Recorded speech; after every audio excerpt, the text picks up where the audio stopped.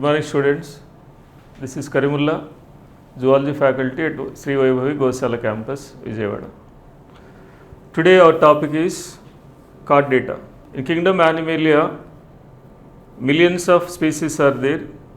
Among those, some are of invertebrates, some are of vertebrates. Animals that are having notochord are considered as vertebrates. Which are not having notochord, we call them as non-chordates. Non-chordates are generally called as invertebrates. Now come to this concept. First of all, why the name Chordata for this? Because they are having a special rod-like structure that is named as notochord. So by the presence of notochord, these animals are named as chordates.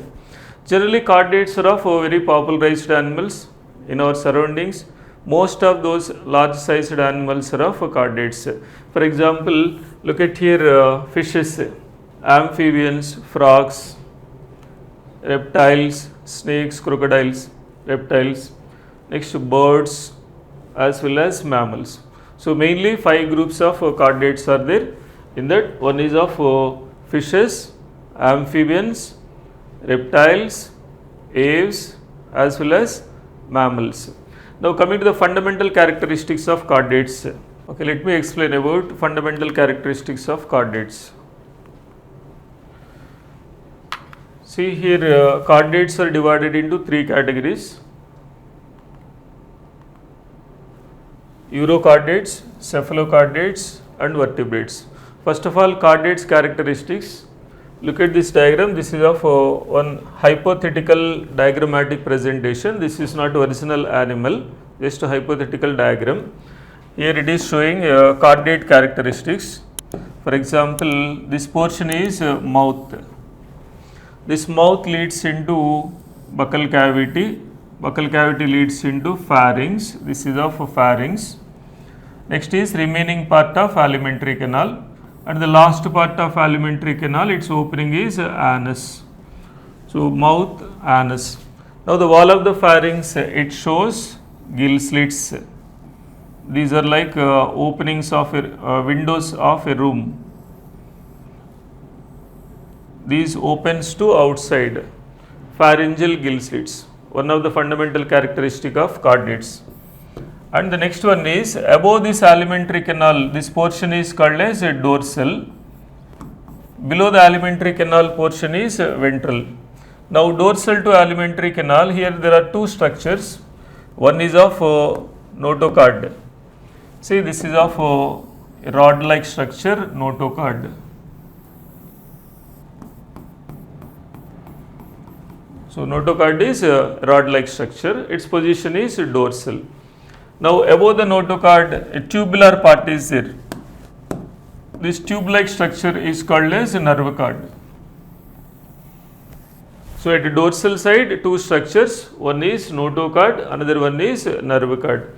Now this notochord during embryonic stage, this is formed from mesoderm. So origin of notochord is embryonic mesoderm. Its structure is rod-like, its position is dorsal side. A dorsal small rod-like structure derived from mesoderm. By the presence of this notochord, those animals are named as chordates. If notochord is absent, we call them as non-chordates. Now dorsal to notochord, a hollow tubular structure is there, that is of nerve cord. One more fundamental character. So here see the fundamental characteristics of chordates. First one is presence of notochord, next is presence of nerve cord, third one is pharyngeal gill slits. And after the anus region, remaining extension of the body is called as a tail, post-anal part, commonly called as a tail, post-anal tail. So any animal that is showing all these 4 characteristics, generally we call them as chordates. In that, the most important character is notochord. Then coming to the classification of chordates. Now see here Chordata outline classification. Phylum Chordata is classified into 3 subphyla. First one is Urochordata, Cephalochordata and Vertebrata. Now see the meanings of these terms. Urochordata, here notochord is present in the tail, that only in the larval tail. Where notochord is present in the tail, then that name is Urochordata. Now Cephalochordata, cephalus means head. Here the notochord is extended from tail to head region. Where notochord is confined to tail, you call them as Urochordates. If the notochord is extended up to head region, cephalus means head, then you call them as Cephalochordates. Whereas Vertebrata, here this term chordata is not mentioned. That is why, because that notochord is replaced by another structure, that is of vertebral column.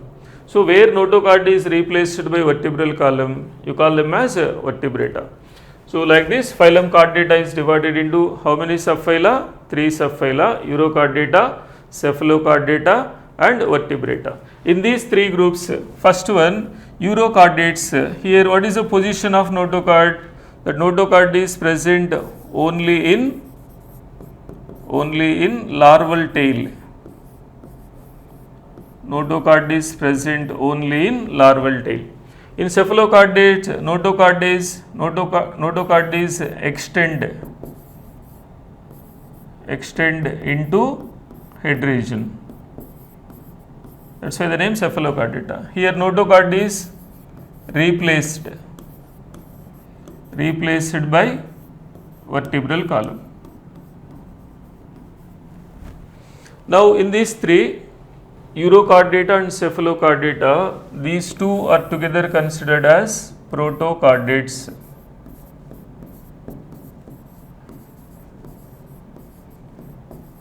That means first chordates. Earlier chordates are of protochordates.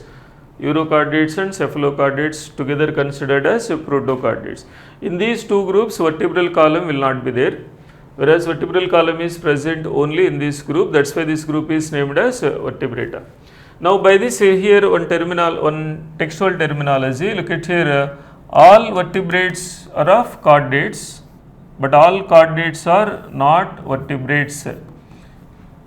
That means remaining also comes under this chordates. See here in this slide, 3 subphyla names are mentioned: Urochordata, Cephalochordata and Vertebrata. Now coming to the Urochordates, these are most primitive animals. Here this is of larval stage. In this larval stage, the tail of the larva only showing this notochord. So notochord is present only in larval tail.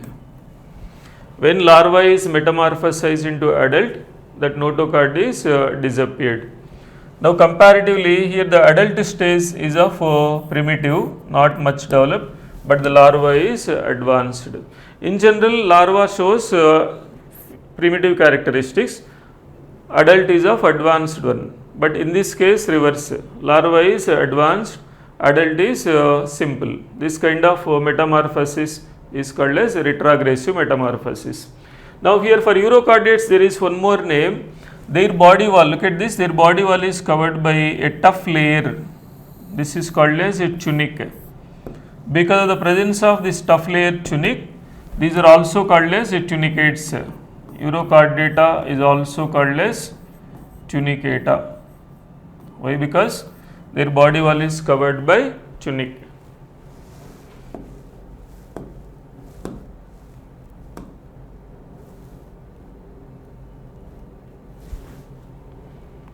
Now come to the examples of this one. Salpa, its body is a transparent one, marine form. All Urochordates are marine forms.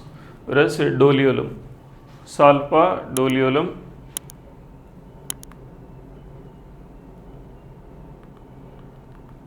Next one is Cephalochordata. Here only one species is mentioned, that is of Branchiostoma. These Cephalochordates, generally these are treated as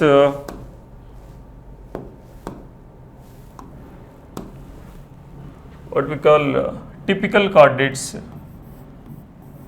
Cephalochordates are of typical chordates. This is why, because all the four fundamental characteristics seen throughout the life. Then what are those fundamental characteristics? One is of notochord. Here notochord is persistent, not only in the larval stage, even in adult condition also notochord is seen. Whereas next one is nerve cord. Next, pharyngeal gill slits.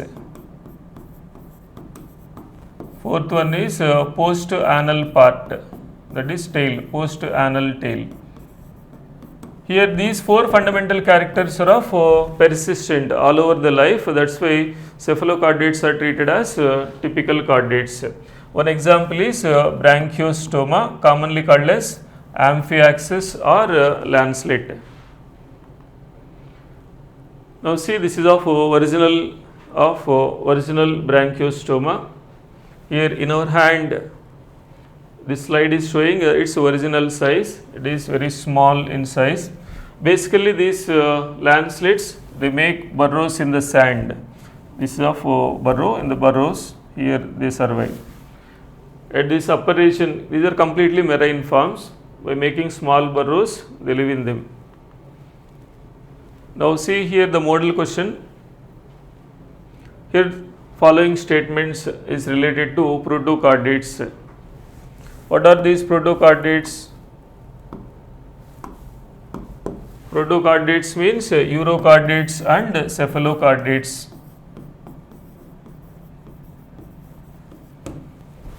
Ascidians.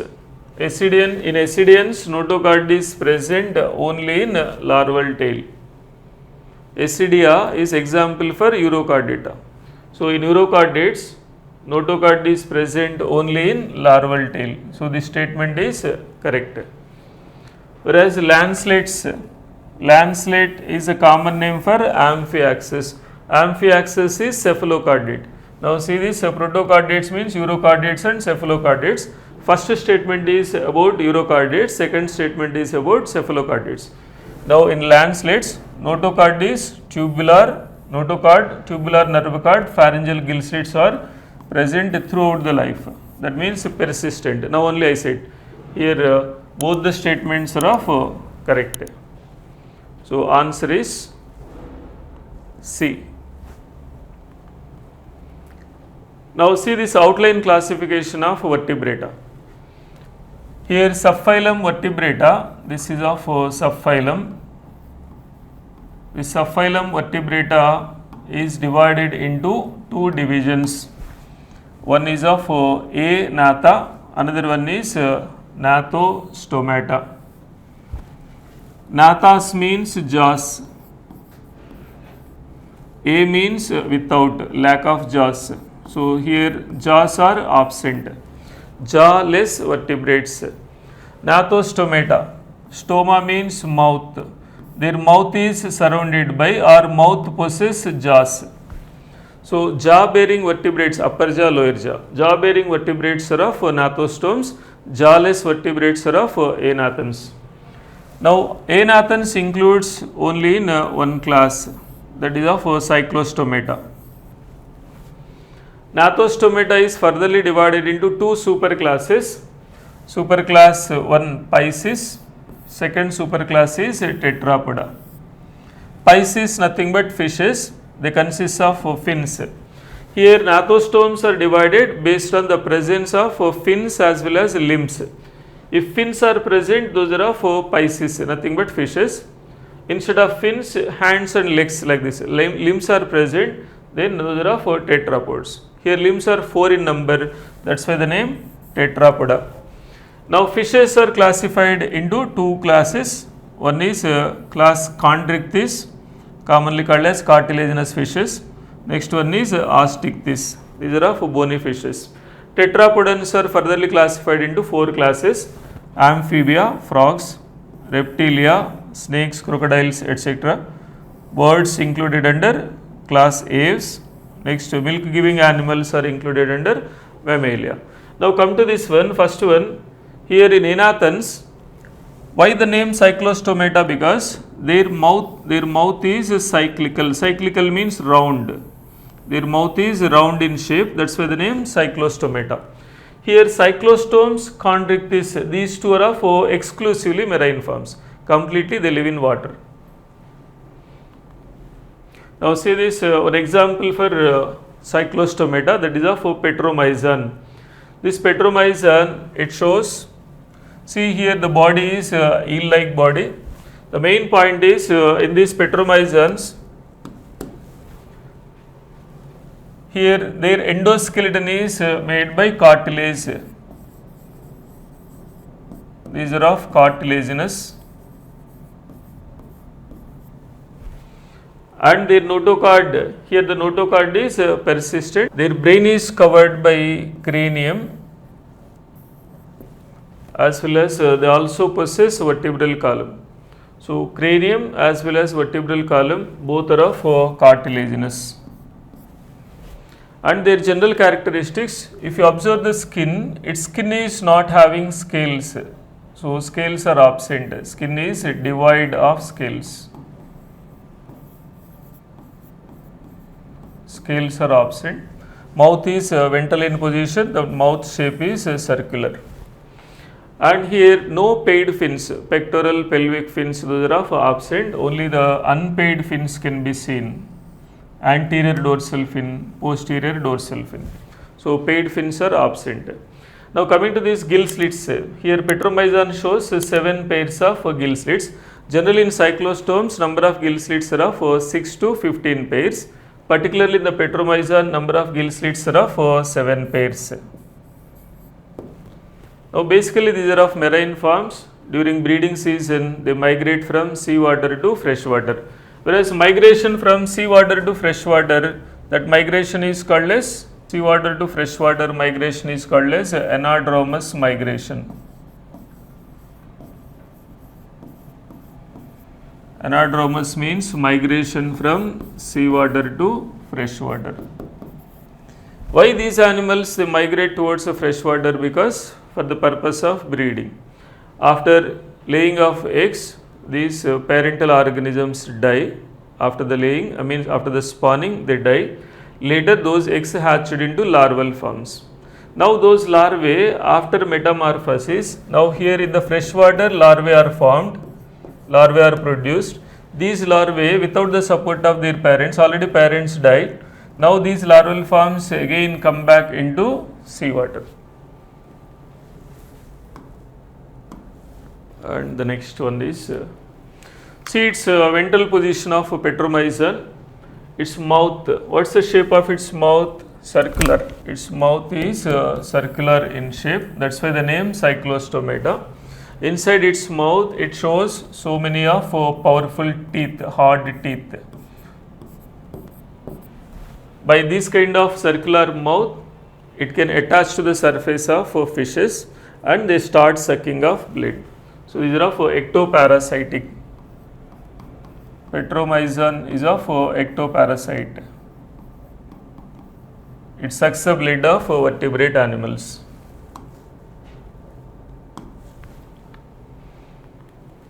Now one more example, here is of a hagfish. This upper one is a hagfish named as a mixin. Petromyzon commonly called as lamprey. It is having 7 pairs of gill slits, whereas hagfish mixin is having only 12 pairs of gill slits. Next one is superclass Pisces. Pisces is nothing but fishes. Now look at this, this is of shark.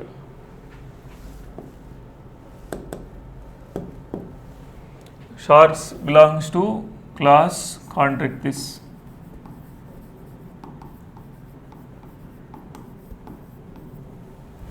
Why the name Chordates?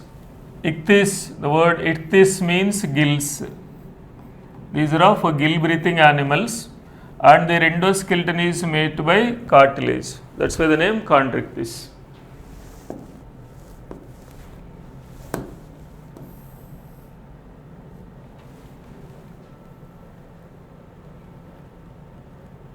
See its body shape, cartilaginous fishes, their body shape is streamlined. Body is a streamlined body. and mouth is ventral in position, dorsal fin, caudal fin is heterocircle type,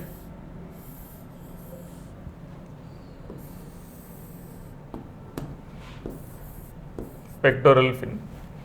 Now see this here, this is of mouth, eye, this of mouth, gill slits, here gill slits are of not covered by operculum. So the main identification of cartilaginous fishes is absence of operculum.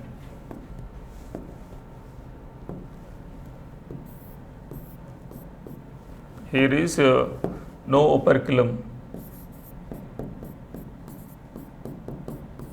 These gill slits are of externally visible, operculum is absent.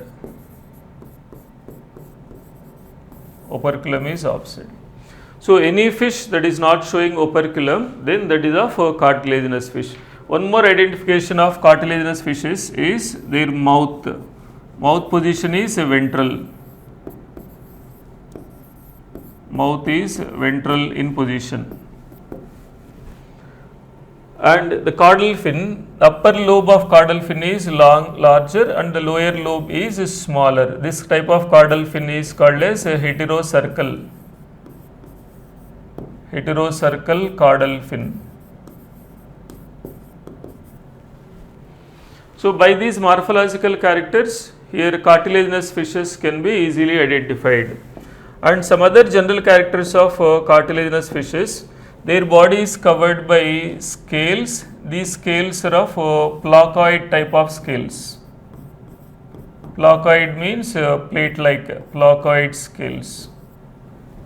Now those placoid scales, here in the mouth, these placoid scales only modified as teeth.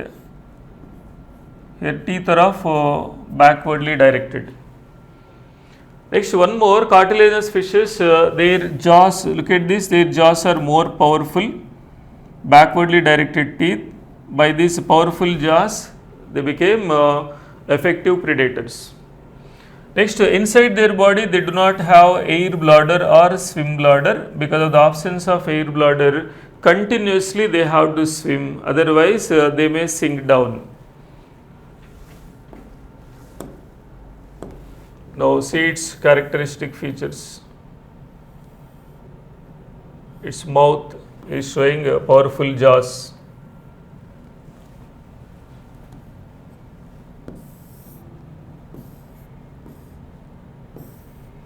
So what are the common characteristics of cartilaginous fish? Characteristics of cartilaginous fish. First one is the position of mouth, that is ventral in position. Here gill slits are not covered by operculum and their tail is of heterocircle and their bodies are covered by fine small scales. Those scales are of placoid scales and inside their body they do not have a air bladder. So air bladder is absent. And in their mouth, the teeth are there, these teeth are of modified placoid scales. And next, the most important one, here in cartilaginous fishes, in male fishes, they consist of a pair of claspers. At the pelvic region, at the pelvic fin region, there are two small finger-like structures called as claspers. The word clasping means connecting each other. With the help of these claspers, this male fish, it can hold the female fish and can transfer its sperms into female fish. That means here fertilization is internal fertilization. So in cartilaginous fishes, fertilization is internal fertilization. Because of that, female fish later they start directly giving birth to young ones. So most of cartilaginous fishes are of viviparous. How these were evolved as viviparous? Because here the fertilization is internal fertilization. How that is possible? The males are having claspers. By having these claspers, males can transfer the sperms into female fish. Whereas in case of bony fishes, such kind of claspers are absent. That is why in bony fishes, fertilization is external fertilization. Those were simply oviparous. And one more important feature in case of convictis is here their notochord. Here in embryonic stage, that notochord is persistent. They are having persistent notochord throughout the life. Actually, in case of vertebrate animals, notochord is replaced by vertebral column, but here notochord is not replaced. Notochord is remains in the adult condition also. Along with the notochord, they also shows vertebral column. Now here its brain is covered by cranium. That cranium and vertebral column both are of cartilaginous. Then coming to the next class, that is of osteichthyes. Ichthyes means gills. Osteo means bones. So these are commonly called as bony fishes.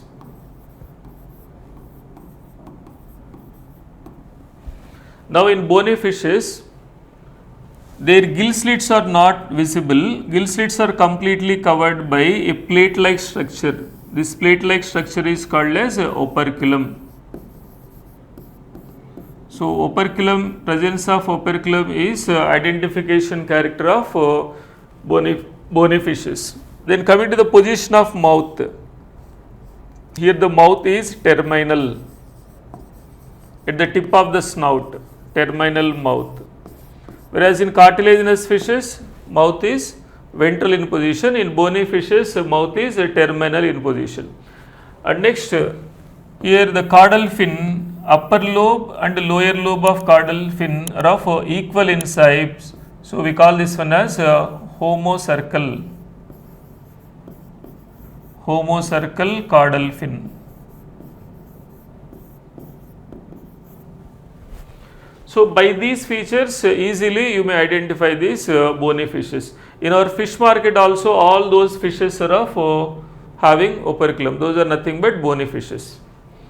Next, other characteristic features. Here the skin is covered by different types of scales. In some of the fishes those are of cycloid. In some fishes those are of ctenoid. In some ganoid. Structurally here these scales will be varied. In the next slide I will show the difference among these three. In cartilaginous fishes scales are of placoid scales, whereas in bony fishes scales are of either cycloid or ctenoid or ganoid. Now these bony fishes here simply they easily afloat in the water. How? Because inside their body they possess air bladder.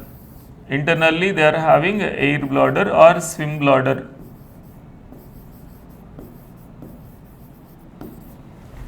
By the presence of air bladder, here these animals easily afloat in the water. Whereas cartilaginous fishes, they do not have air bladder. That's why to float in the water they have to move their fins. But here without moving their fins also they can easily afloat. That is by the presence of air bladder. This air bladder helps in increasing of its floating capacity. So its buoyancy can be increased by the presence of air bladder. Now these bony fishes are of completely oviparous. They lay the eggs. Okay, these are of general characteristics of bony fishes. If you compare the cartilaginous fishes and bony fish,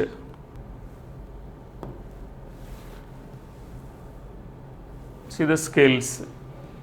Now types of scales.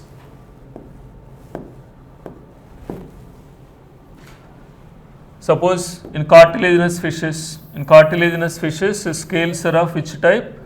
Placoid, small plate-like. Suppose example shark. Whereas in bony fishes, either cycloid, round plate-like cycloid, or having teeth-like edges. The word cteno means teeth-like edges. Ctenoid or ganoid is of tetraangular. So cycloid, ctenoid, ganoid, these kind of scales seen in bony fishes, whereas placoid scales seen in cartilaginous fishes. The comparison of cartilaginous and bony fish. Now see this comparison, fundamental differences. First thing is gill slits. Here gill slits are covered by operculum. Next is position of mouth, ventral in position in cartilaginous fishes, whereas in bony fishes terminal mouth. Next, caudal fin is of unequal lobes, heterocercal caudal fin. Next, here the caudal fin is of homocercal type. Now here the males possess claspers, that's why these are of viviparous.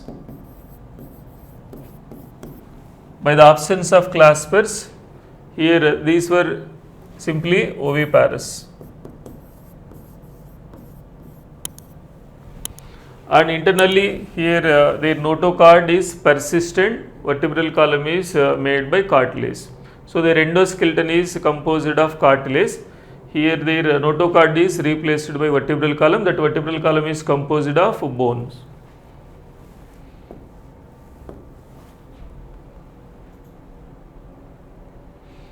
Now some examples of cartilaginous fish.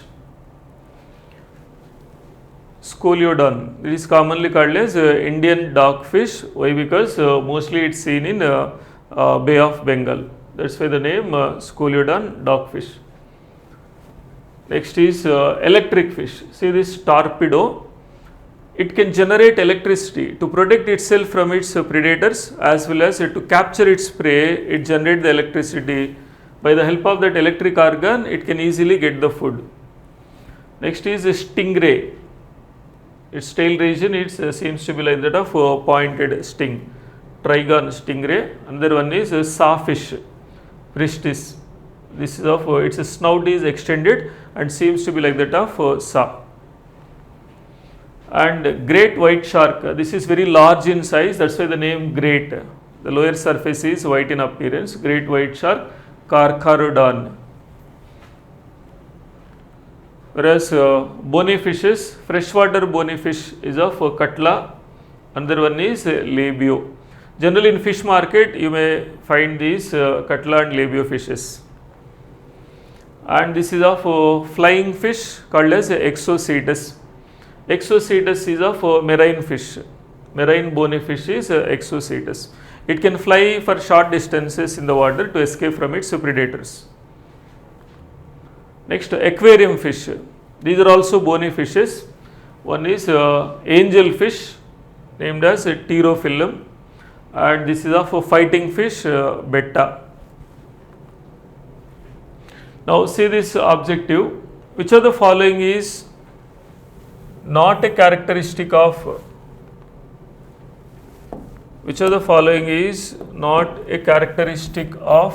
Chondrichthyes? Now see this gill slits are separated and without operculum. This is a characteristic of Chondrichthyes. Operculum is absent. Predaceous. Chondrichthyes fishes are of predaceous with powerful jaws. This is also a characteristic of Chondrichthyes. Next, notochord is persistent throughout the life. This is also a characteristic of Chondrichthyes.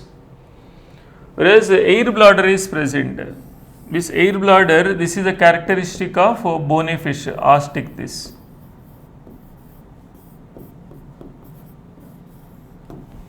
So here the answer is of presence of air bladder. This is a characteristic of bony fish.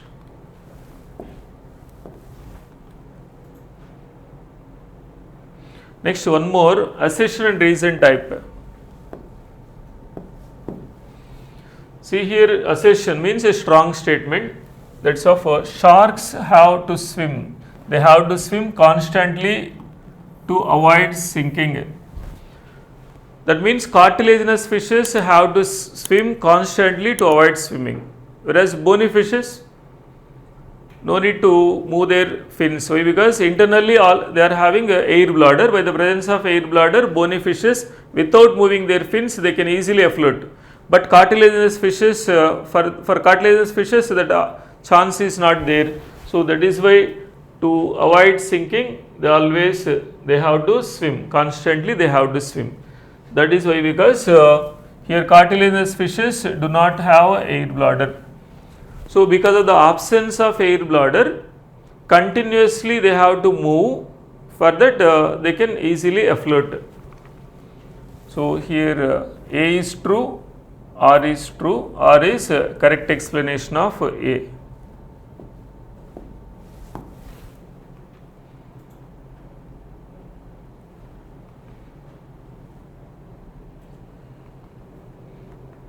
And one more, again about cartilaginous fishes, sharks. Sharks fertilization, in sharks fertilization is internal fertilization, and sharks are of viviparous. Yes, sharks are of, in sharks fertilization is internal, they directly give birth to young ones. That's why these are of viviparous. In case of bony fishes, fertilization is outside, external fertilization, those are oviparous. Then reason how or why fertilization is internal, because male sharks can transfer the sperms into female shark. How can they transfer? By holding the female. How can they hold the female? With the help of claspers. So males, they are having claspers, their pelvic fins having claspers. With the help of claspers it can hold the female fish. By that it can transfer the sperms into female fish.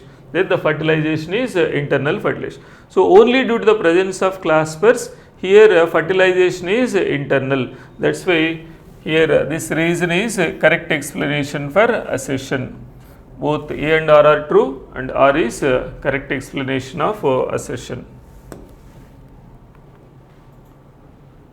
Okay, thank you. This is about fishes.